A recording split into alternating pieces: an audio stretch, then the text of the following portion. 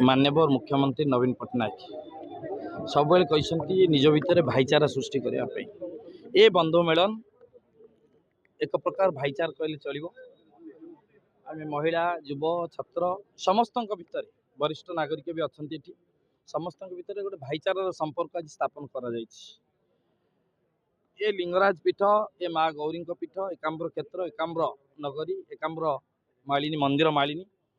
एकाम्र निर्वाचन मंडल आज जो जनसमावेश आज जो आशा लोक मानकर रही जो लक्ष्य रही माननीय मुख्यमंत्री नवीन पट्टनायक श्रीयुत बीके पांडियान सर प्रणव प्रकाश दास महोदय आमर से लक्ष्य जो लोक मैंने रखिंट जनता रखिंट से लक्ष्य एवं से आशीर्वाद रूपक